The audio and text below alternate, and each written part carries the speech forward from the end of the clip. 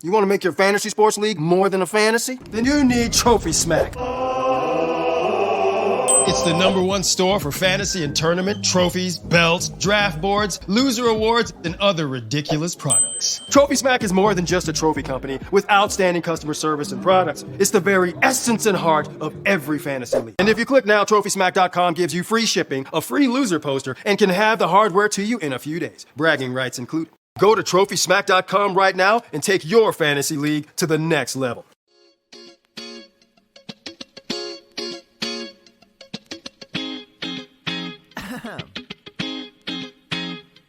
Go. It's about to be a jovial 60 minutes, my dude. And you hear right now, what you gonna hear right now? Chase of all the places, and you hear right now, what you gonna hear right now? Chase of all the places, Been win the dynasty, but does she like me? Feel like a plumber sleeping, now that's a pipe dream. For the right fee, I might be entitled to the title, be on top like the cherry of an ice cream. Sunday, that's the one day I can come play, never complain, cause I know the boys gon' drop a pod, prop up my squad so I can talk a lot. But here we go again, it's a new year, rookies flowing in, it's some new tears. Who here to do fear? Bounce bells over their chest like boutonnieres. It's a new era, happy hour, yeah. Let me ask you this, are you trying to get picks? Are you trying to get rich? Are you trying to get ships? Then you're trying to get this. And you hear right now, what you gonna hear right now? Chase of all the places, and you hear right now, what you gonna hear right now? Chase of all the places. Hey, what is up, everybody, and welcome back to the Dynasty Happy Hour. As you can notice, it is just James and I. Doug, he had his boat trip. He came back home. He's a little too tired to hang out with us, so it is just James and I. And you know what? We're going to give you the best content you guys deserve this week. I know Doug will be back in a couple weeks, and we miss him. But James, it's just you and I tonight. Yeah, I feel like we got shipwrecked a little bit. You know, we expected to see Doug, but he's apparently tied up at the moment. He can't make it. Probably tired out from his awesome trip. Where did he go? I think he went to the Bahamas or something like that. He went on a cruise, and he left for Miami. So we don't need Doug to tell his story. He'll give his rundown when he gets back. We'll just skip that. But I know for sure this week in fantasy football was a insane week. And hey, you know what? I was 3 weeks too early to sell Jonathan Taylor. Hopefully you didn't take my advice, because holy cow, what a day he had. We will go over that. But just so you guys saw at the beginning, the fantasy points logo and all that. Yes, we are brought to you by Fantasy Points. And if you use code 21DHH10, you get 10% off a subscription there. You can go find articles. You can find their daily DFS stuff. They have great content there. You know, Scott Barrett writes for them, Grant Barfield, all the greats. You can get some injury analysts from Edwin, I think his name is. He's great as a PT. So I suggest you guys go sign up for Fantasy Points, fantasypoints.com, 21DHH10 for the code, and get yourself 10% off. This is also brought to you by Trophy Smack. In the podcast form, you hear that in the beginning. And yes, Trophy Smack has been a longtime sponsor. They're great. Hey, we're coming to the end of the season. What makes a league great? It is a trophy. James, I know you have a trophy as well. It's currently in someone else's hands, but yeah. Yes. I mean, I'm in a league where we have a belt, and Doug currently has that belt. I am in a battle right now I'm the second place team. He's the first place team, not Doug, but some other guy. We're in a battle for the top of the league. So we are both kind of fighting for that belt. Yeah. A trophy makes the league so much better and so much more competitive, because everybody wants that trophy. It's a great piece to show off, and it's great for holidays. You know what you do? If if you don't have a centerpiece for a table, take that trophy and you slap it smack dab in the middle of your Thanksgiving Day table, all the spread. Put the stuffing and stuff around this trophy. That's what you got to do. So if you use code DHH ring, you can go get yourself a free $60 ring as well. You know what else goes good at that Thanksgiving Day table? Just throwing your elbow up on the table a little bit and just looking at your ring a little bit, just letting everybody know who's champion. Champion of Thanksgiving, champion of your league. That's how you got to do it. Go to trophysmack.com, use code DHH ring, get yourself a trophy, get yourself a belt, and get yourself that free ring as well. So do you just want to get into it? Do you got any fun stories? No fun stories today. I mean, I pretty much took the day off and just watched football. So that's always exciting. And let's recap it. Let's just get into it. Like that's all right. That is perfect. And we should just skip Thursday because that was a hot mess. I do have notes. I have notes for Thursday, and my notes are New England's defense and their kicker and notes. That's it. Yes. I mean, New England won 25-0, and my favorite meme of the day was you can't lose a lead if you never had one. So, Atlanta, you win that battle in that aspect. My only take is Kyle Pitts played his butt off. I watched a lot of him because I have a lot of him in fantasy, and all I saw was the fight. He just kept fighting. He was hurt, and you would see a lot of young players in that bad a deficit go off the field. And, I mean, he got his ankle rolled up on, and he kept playing. He was shooing people off the field, stayed in, ran good routes, was open, never got frustrated, just kept playing hard. And you could tell he just wants to be good. He wants to be the best. And that type of aspect, that's my take, is Kyle Pitts is the type of player you want on fantasy teams and an NFL team. My one real note from this game was the running back split for New England. Yeah. So now Damian Harris and Ramondre Stevenson, 22 total carries between the two of them. Stevenson had a little bit more and showed a little bit more on the ground. Both had one reception for under 10 yards. But here we go again with a Bill Belichick running back by committee that we will not be able to know which one to play. They're going to kill each other's value towards the end of the season. But I am looking forward to both of them in 2022. Yeah, Stevenson was definitely a miss on my part. I honestly think I maybe had one share just because it was so late. And yeah, I missed on him. I didn't think he was great, but he definitely showed up leaner. He was not the 240 that he was, he went into the combine as. He is about 225. And it looks like he is that I think he's a better runner than Harris personally. He's more explosive, and yeah, they've got a really good 1-2 punch. So let's go to the next game. We will actually go to the Colts and Bills. Speaking of Jonathan Taylor, Colts won 41-15. Man, the Bills have a roller coaster of emotions with that team, it seems. A Jekyll and Hyde of Josh Allen, but what is your take from this game?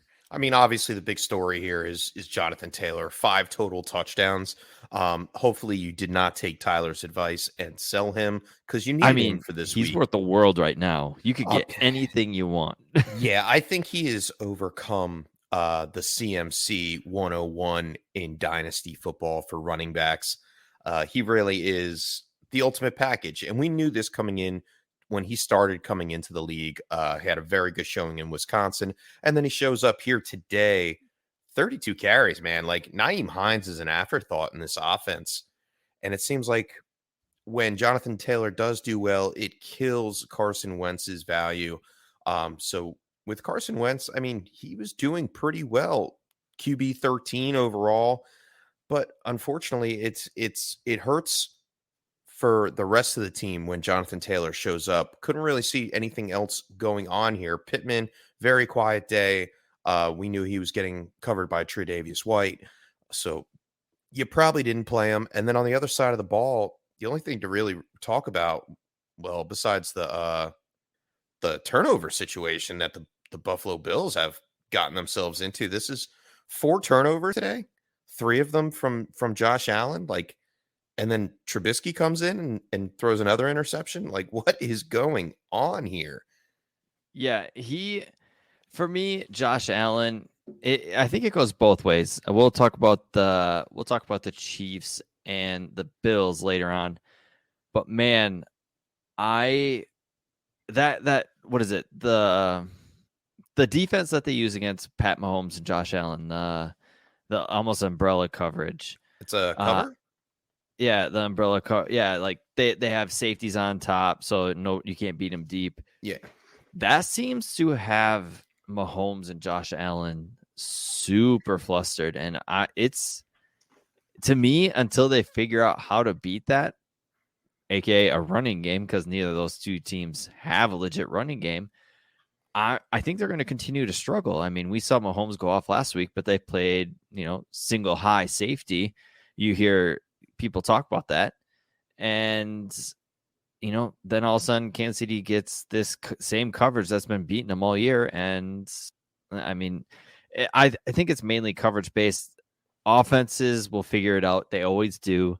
There'll be a way to figure this one out.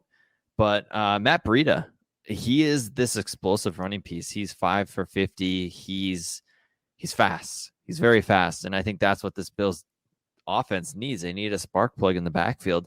Zach Moss is not fast. Singletary is not fast, but Breida is. And that, I think, could make a difference if they give him over 10 carries a game. See what happens. Hey, maybe that play action will work. Yeah, I mean, they noticed that last year when Moss went down right before the playoffs, that was their missing link, that they couldn't run the ball. And they bring in Matt Breida in off the street pretty much. I believe they took him from Miami in free agency. They needed that a little extra spark. And he was the best runner today. And like I said prior with the New England backfield, how they kill the value, man, he just killed Singletary and Zach Moss's value. I wouldn't be looking for any running back from this team. The only guys I'm really looking at are Josh Allen, Stephon Diggs, and then I'm keeping it moving. Yeah, I don't mind that at all. All right, we're going to move on to our next game. It is Baltimore versus Chicago. Baltimore comes up with the win, 16-13. What a ugly, gross game. Ugh. But man, my brother from another mother comes in and just YOLOs. He did not care what happened to that football when he was throwing. I'll tell my take after yours, but what is your take? I mean, Baltimore looked lost without Lamar Jackson on the field. And for those that don't know, he was out with an illness, not COVID related, but he was dealing with it all week. It was a game time decision, did not play. That was pretty much the side of Baltimore. Their defense just stood up, did what they had to do. They leaned on Mark Andrews. We saw Andrews have 10 targets, caught 8 balls for 73 yards. Mandrews showed up. But without Lamar Jackson on the field, Rashad Bateman was an afterthought. Had 6 targets, only 3 for 29. And that stinks for Dynasty, because we were hoping this was going to be a game for Bateman with Marquise Brown being out this week. I'll counter that. Once Lamar was out, I think we all kind of... Oh, I took Bateman out of every lineup as soon as Lamar Jackson was out. So because I mean, the comp for Bateman, the top comp is Devonta Adams, and Devonta Adams isn't Adams without Rodgers, because they have such a mind mold. And I think Bateman and Lamar, we've seen them connect. They know where they're going to be.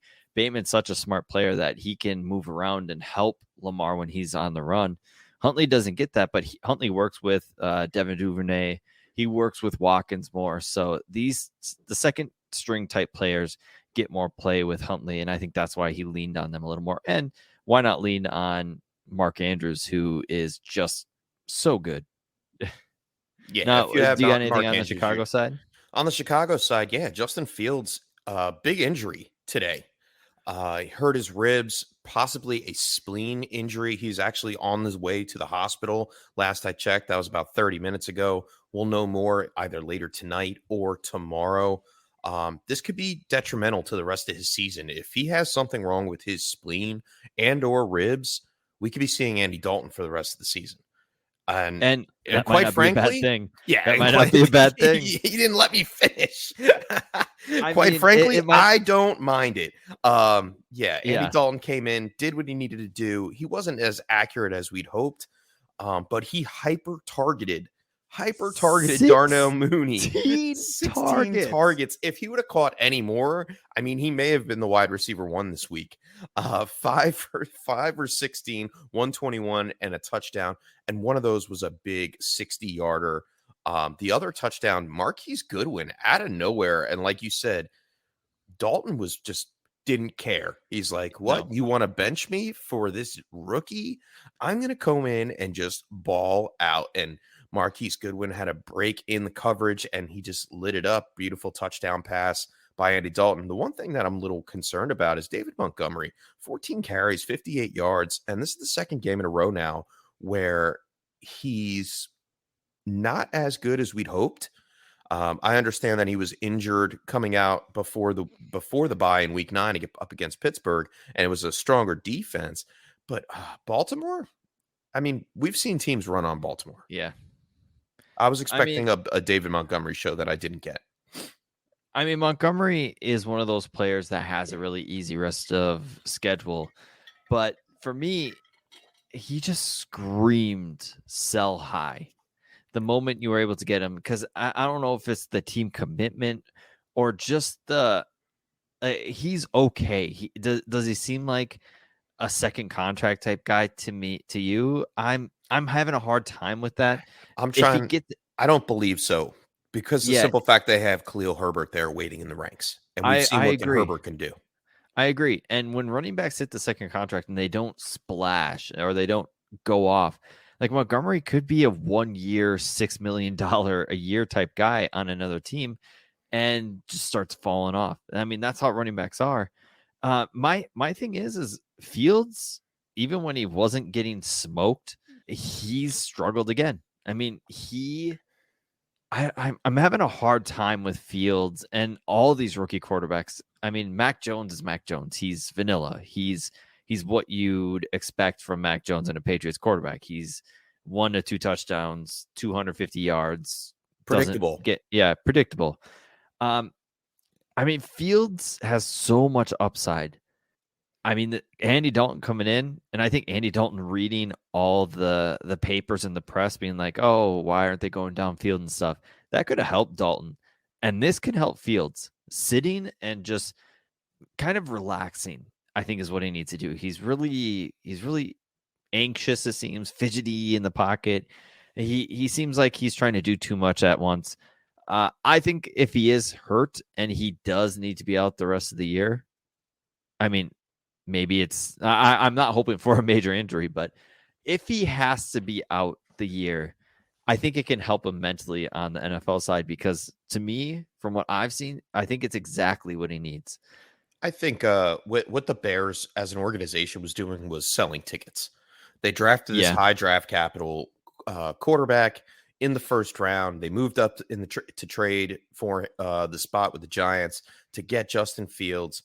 And they're like, well, he is the better quarterback. Let him play. Sure, he might be talented more so than Andy Dalton, but Andy Dalton can win them football games. Like, Andy Dalton almost won this football game. Yep. Yes, it was up against a beat up Baltimore team, but like Fields, like you said, he's not ready. And this week I thought he was going to take the step in the right direction and start to show some consistency, but he's really hasn't had a 300-yard game yet this season.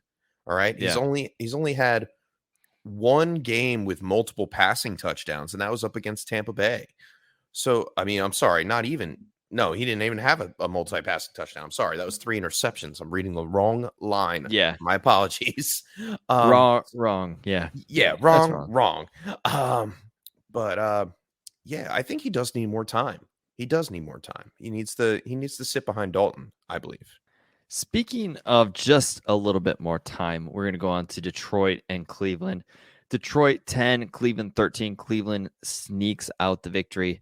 And needing more time, the Lions need a little more time. They're so close. Every week, it seems like they're just that much closer to taking another step.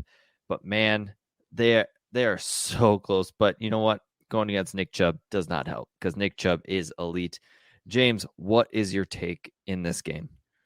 DeAndre Swift can get it done no matter what the matchup is. I was a little hesitant to put him in my lineups going up against Cleveland this week. I knew the defense was going to be stand up, especially with Tim Boyle in at quarterback with Jared Goff injured. But 14 carries, 136 yards, and a touchdown, had 3 receptions. I'm not mad at DeAndre Swift. And you know what? Every time that I think that he's going to have a bad week, he winds up showing out and having a good week. Even with Jamal Williams back in the offense this week, getting 7 carries, Swift had the majority of the carries, and he did the work. I'm happy with him for fantasy purposes. If you have him on your roster, you're happy too. Yeah, no, I completely agree. And I'm the same way. I mean, there's been multiple times when I'm like, do I get cute? Take Swift out. Swift is locked in your lineup every week. Don't overthink it.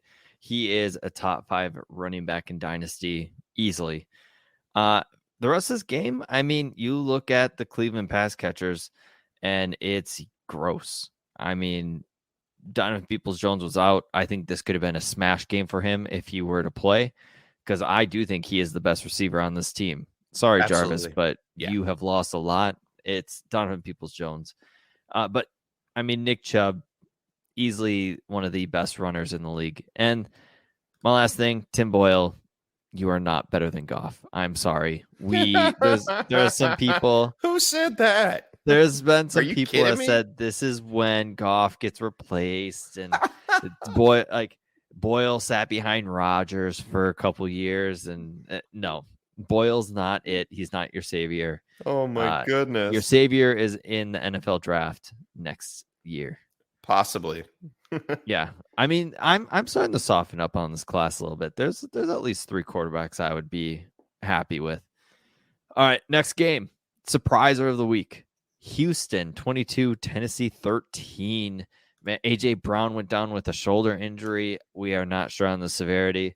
Hopefully he is fine, because I have a lot of playoff teams that could really use his help, because he is the last man standing in this offense, and he was smashing to start. He did return. He did return at one Did point. he? Yes. Okay. All right. I mean, I'm gonna do a quick take, and my quick take is Des Fitzpatrick left for dead in the preseason, drafted 4th round, early 4th round. People are like, wow, this is early. He gets cut. He got cut from Tennessee. Nobody picked him up. He's on the practice squad. He comes back onto the team because you know what? They are getting hurt. They've had so many other extra people signing with this team. It's insane. And he caught a touchdown. So Des Fitzpatrick, maybe right in his rights with the coaching staff, could be on your free agency. Just maybe go look. And Nico Collins, he had a great touchdown grab that was called back.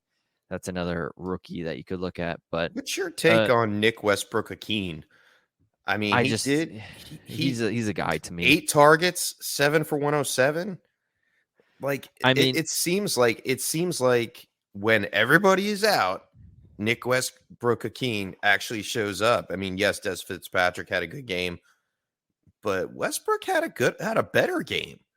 And that makes me to believe that Westbrook is the guy to have as a backup here. And he's just as young. He's a second year guy.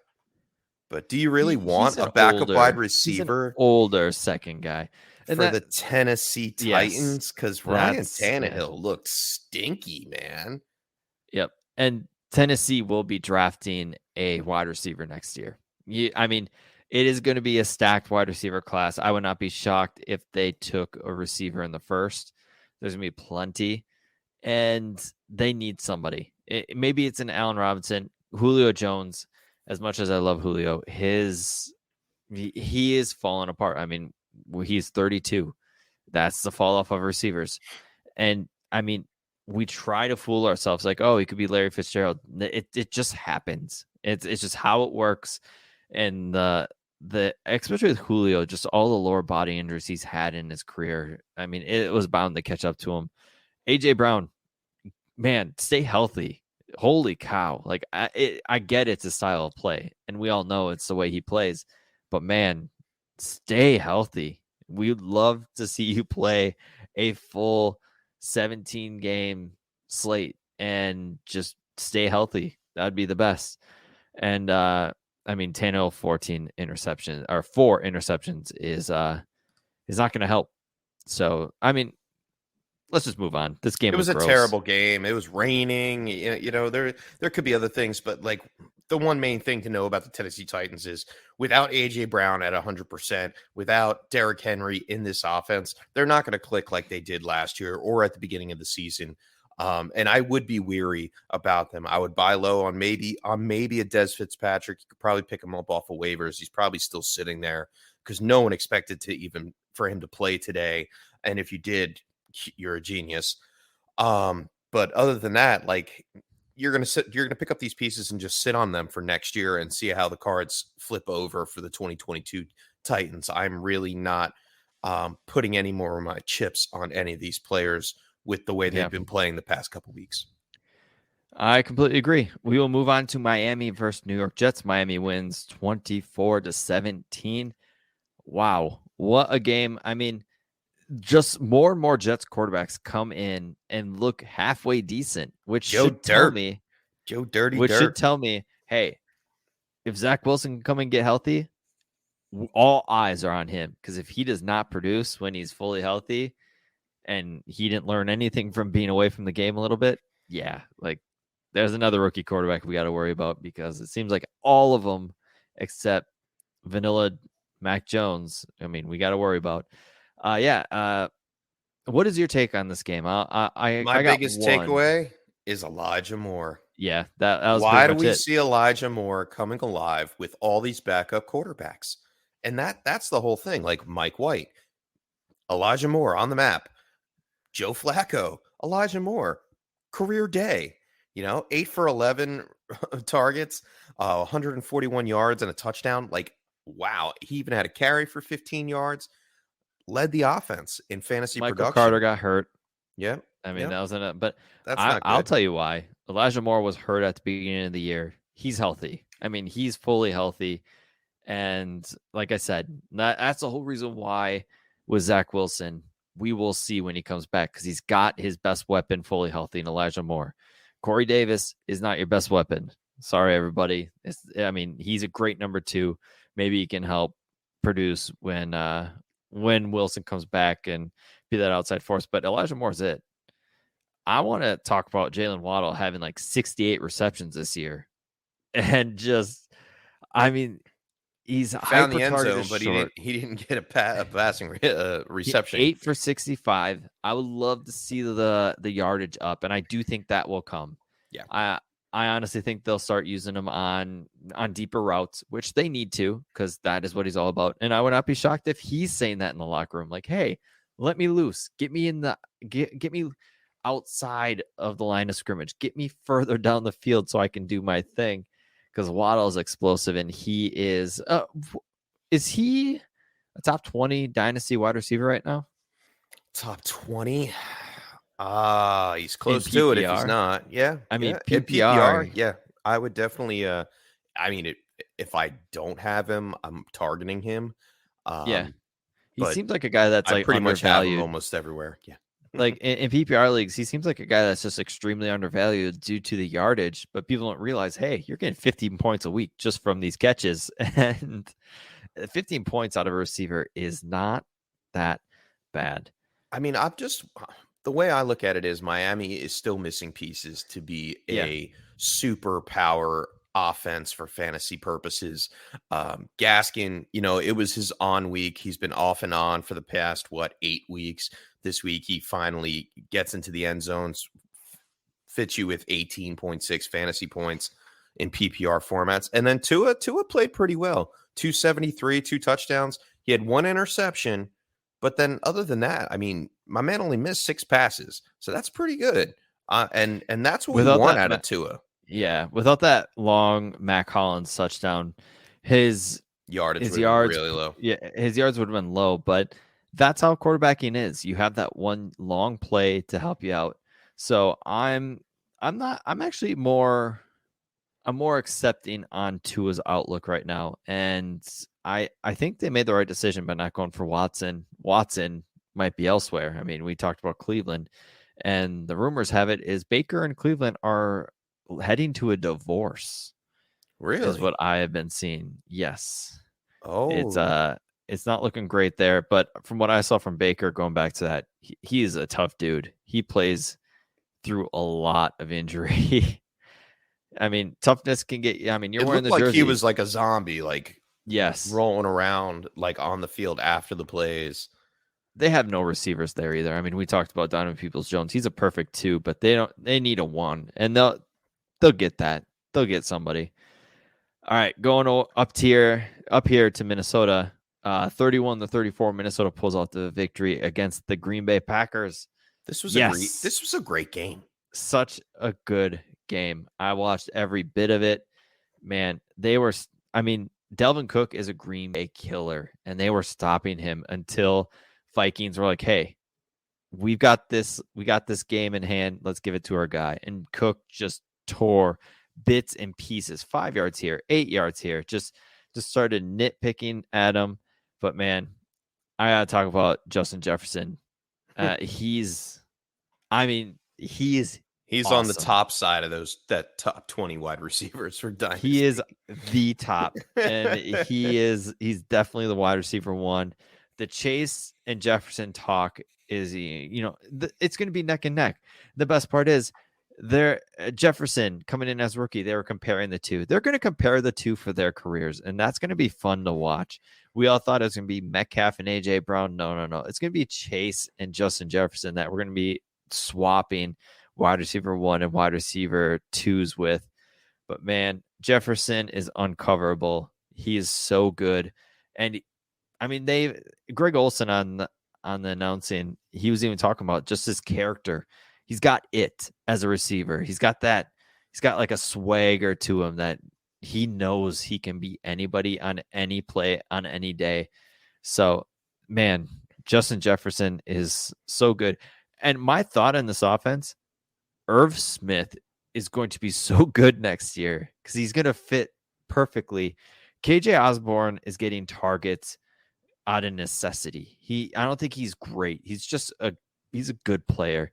But man, Irv Smith, when he comes back next year, I think he is that missing piece that can really take this offense to the next level. And Irv Smith is only 23 right now, so he's not old. My thing is go get Irv Smith. I mean, it could work out. I agree with that. I mean, it's just a meniscus. It's nothing huge. Fair enough, but I think Tyler Conklin has been showing up pretty well He's too. Been fine. Irv catches all his targets. Most of his targets. Irv is a better player. True, he's a different pedigree. I agree with you there. On the other side of the ball, I mean, AJ Dillon. I expected more from AJ Dillon in this matchup against Minnesota.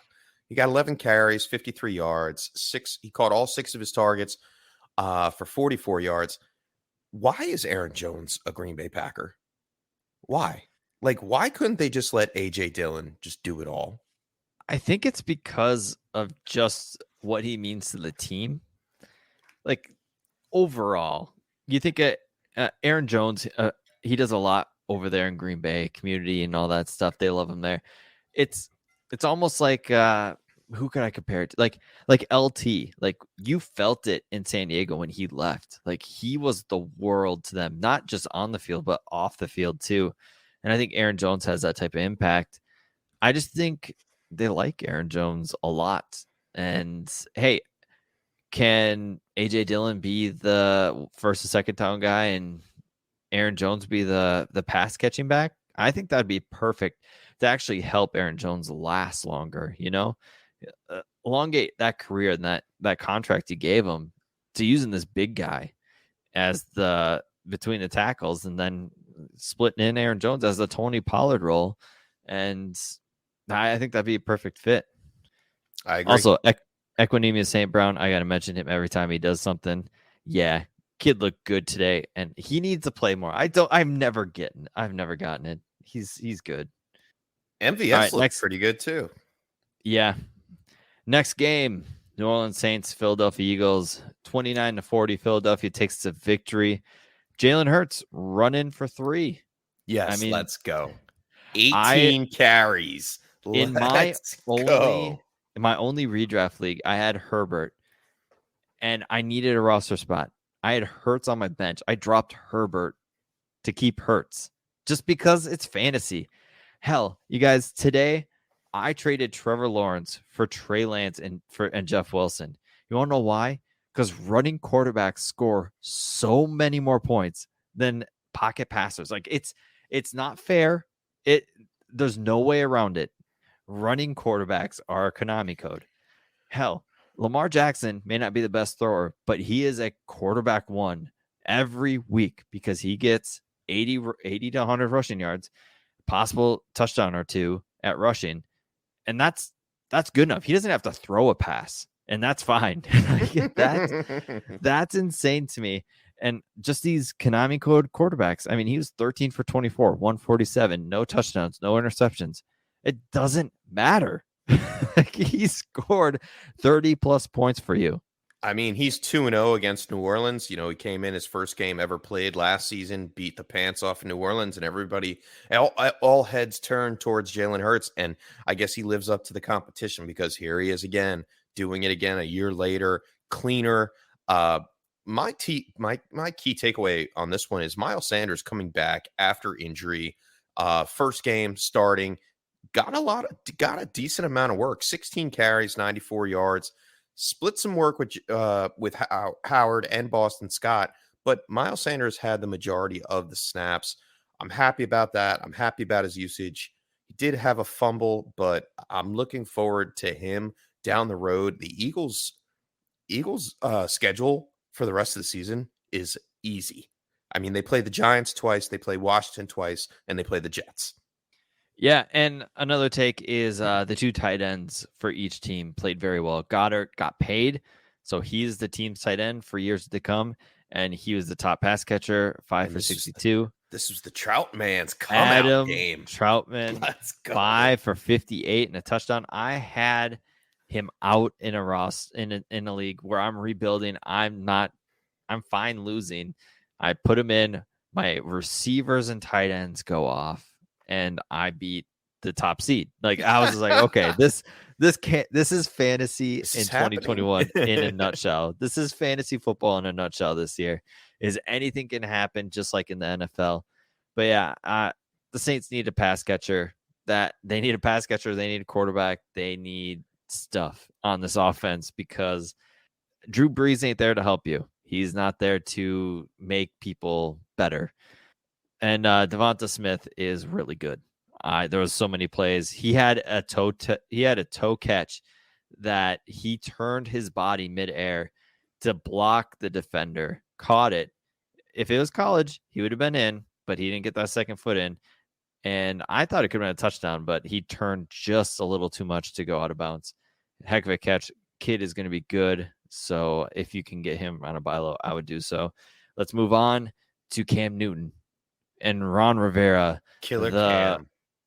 Man, Washington 27, Carolina Panthers 21. It was a good game. Great back and forth.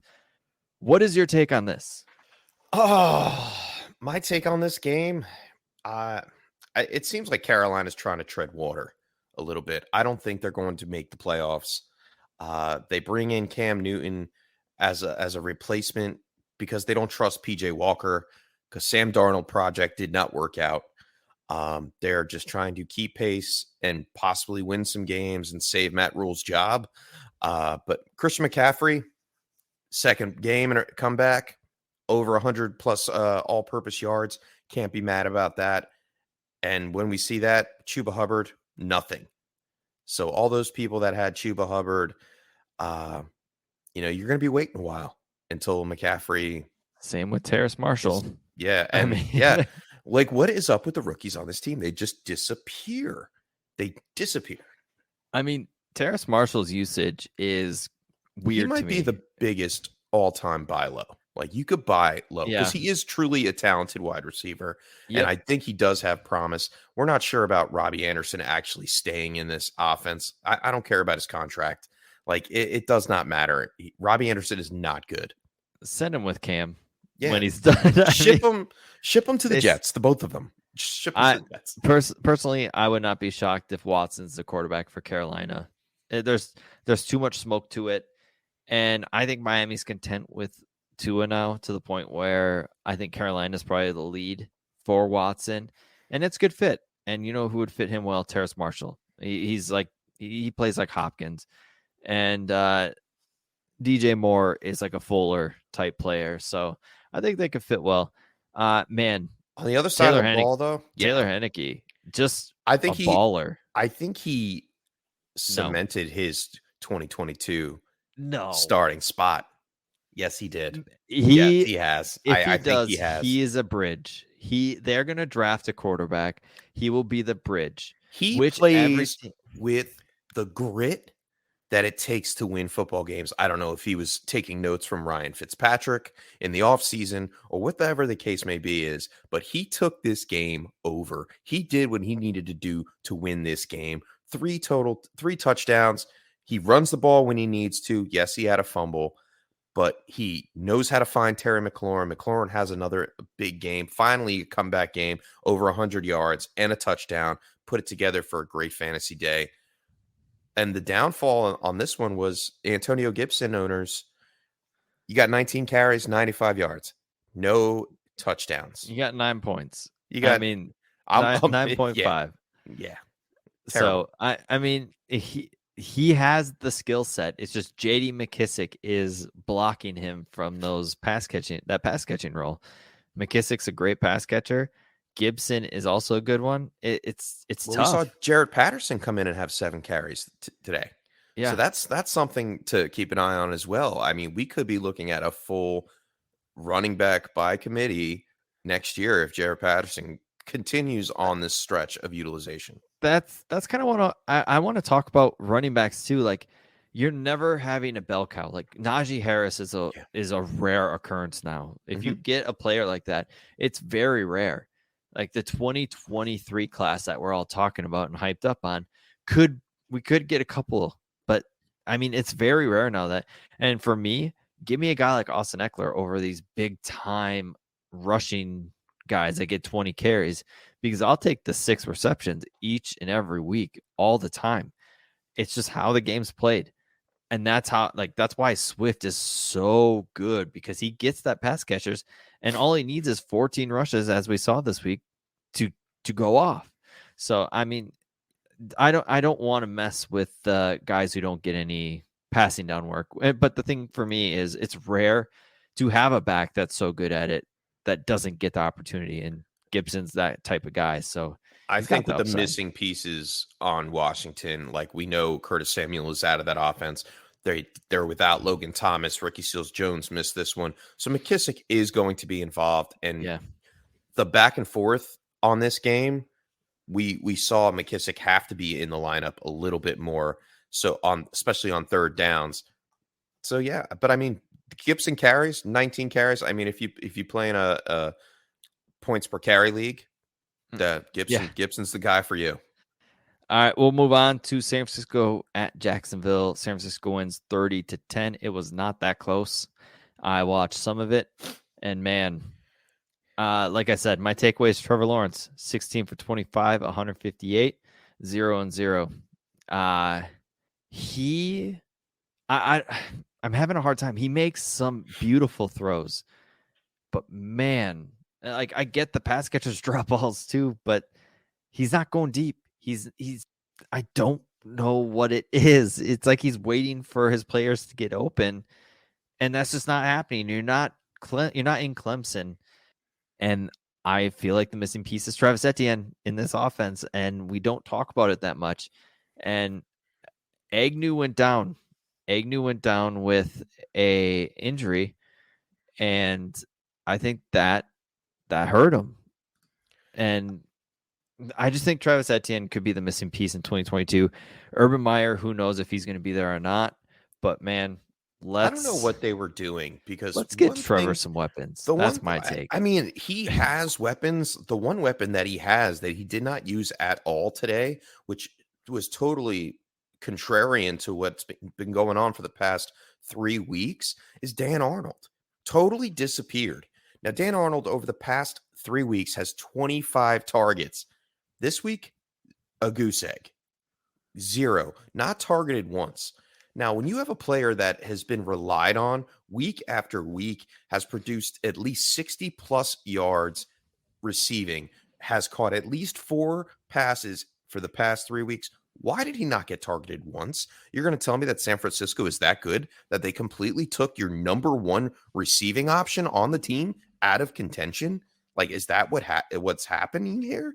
It's very mind-boggling, and it seems like that the Jacksonville Jaguars could not move the ball against San Francisco 49ers defense, and the rest is history there. I mean, everybody that was calling for Jeff Wilson, I'm guilty of this as well. He did not do as well as I'd hope. Only 19 carries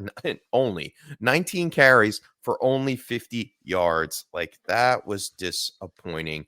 We did see Trey Sermon get some work, and it made me realize that Sermon is they were making the right decision when they put in Elijah Mitchell, because Elijah Mitchell is way better than Trey Sermon.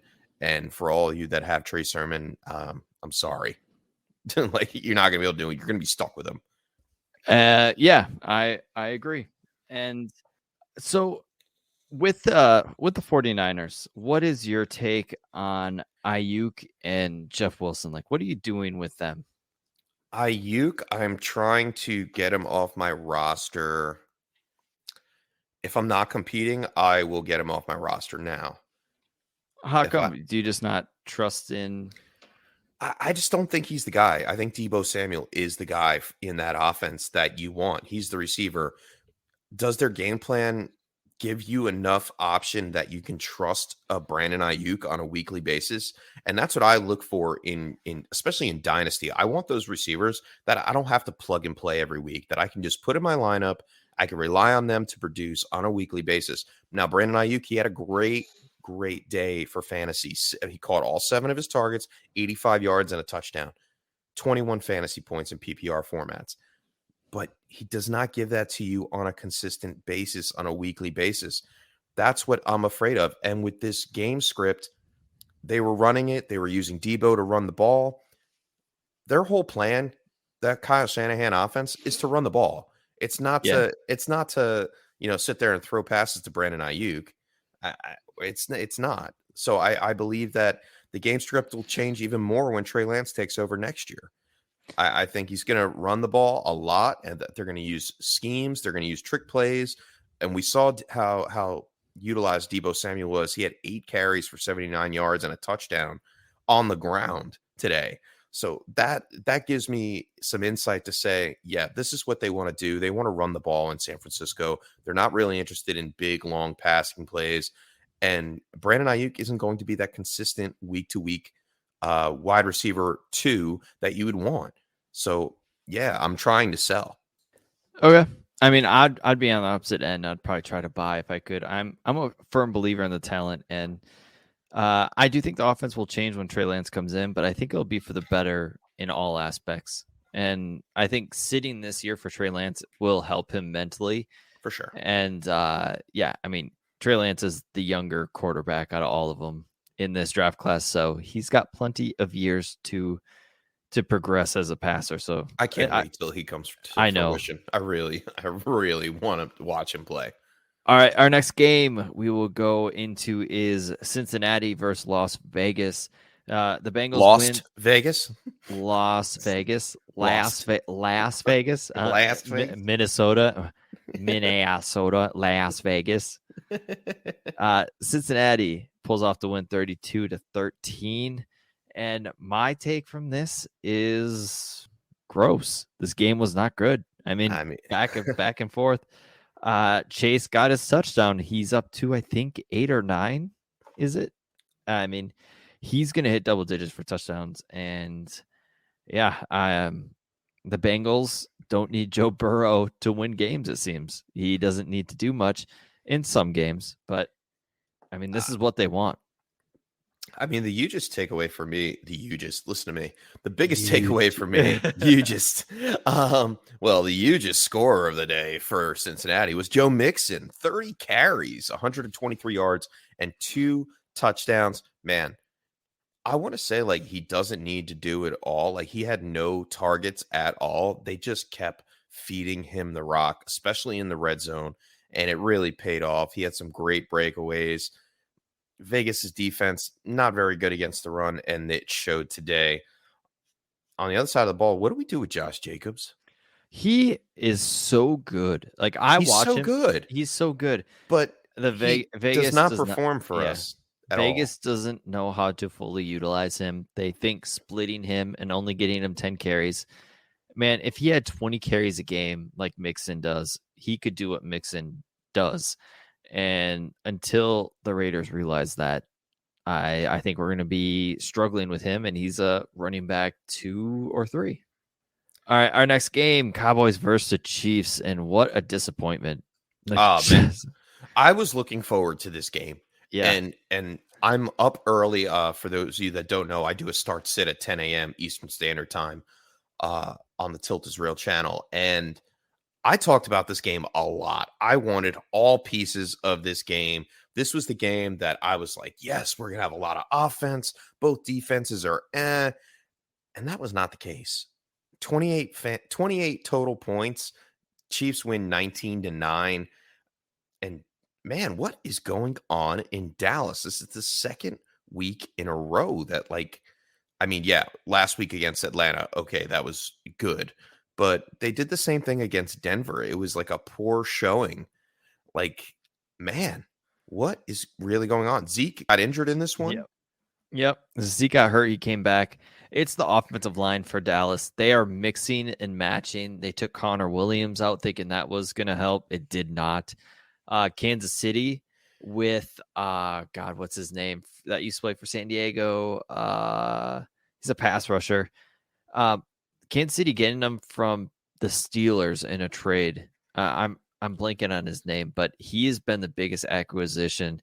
He is all over the place. He's rushing the passer. They're talking about it. That helps. And if you can get pressure on Dak, that's all you need, because this offensive line is not that great right now without Tyron Smith. We saw Zeke go out. We saw CeeDee Lamb go out. CeeDee Lamb out with a concussion. He was due for a big game. He was hyper targeted.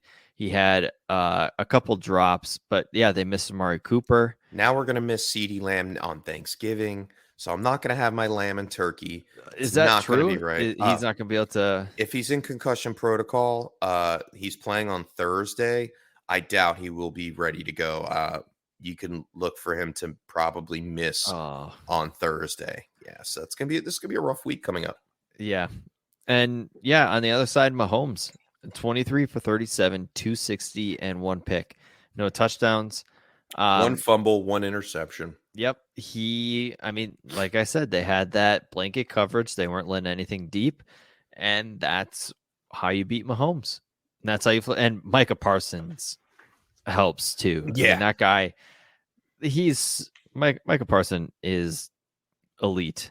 2 sacks, 2 tackles for loss. Like, come on. Like, he's defensive player of the year by far. Clyde Edwards-Helaire. He got all the carries pretty much. Williams was a non-factor, and Edwards-Helaire looked pretty good. 12 for 63 and a touch. The touchdown was 1 yard out.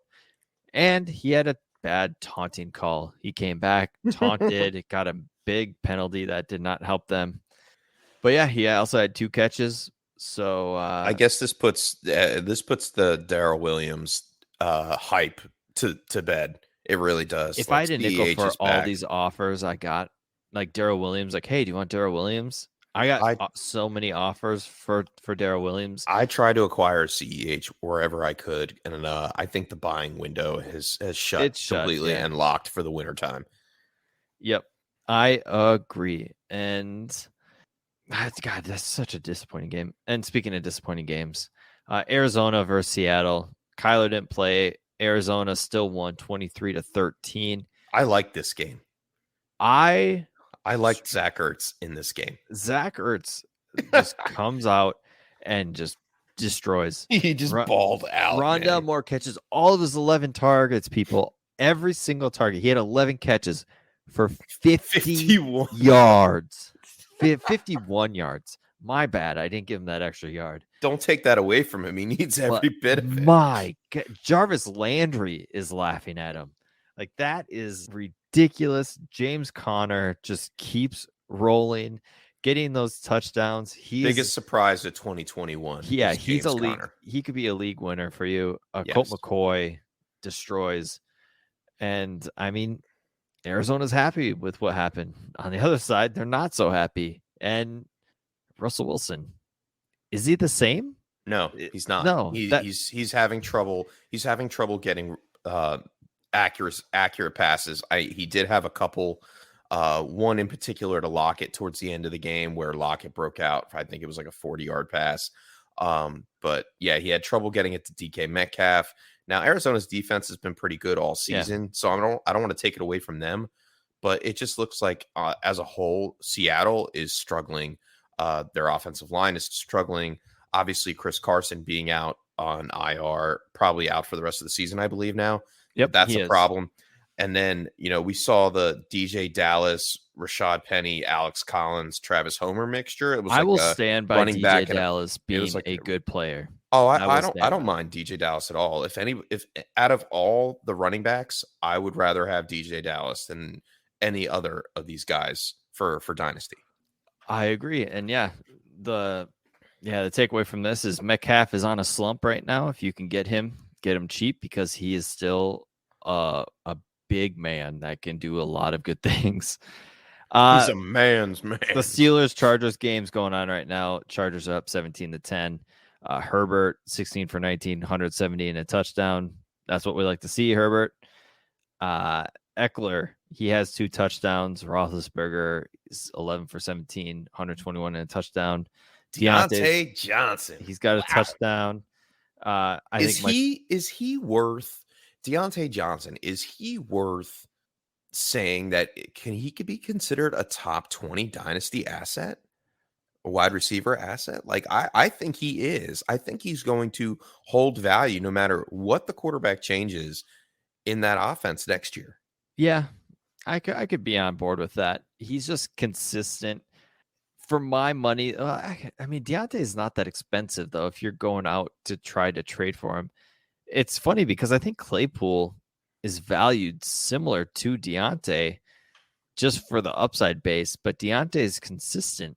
And I could go with that. I'll go with that. Anything else you want to talk about before we end the show? No, not really. I think we covered it all. Great games this weekend from what I saw. I mean, I watched a lot of it. I always try to take that 4:30-ish nap and then wake up and try to catch the second half of the 4:00 games. But yeah, I'm looking forward to tomorrow's game. I believe that the Giants are going to upset the Tampa Bay Buccaneers at home. Or Tom Brady will be very upset at the way he played last week and completely demolished the Giants. You never know with the Giants. The Giants are a Brady killer. We all know that. And the return of Saquon Barkley. We've got that going on. I just hope that Galladay and Ingram don't score a ton of points so I can get a victory. But other than that, everybody, thank you for listening to the podcast. We'll be back in 2 weeks, and next week you'll get Chase again with Chasing Points. But until 2 more weeks, see you next time. Have a good one.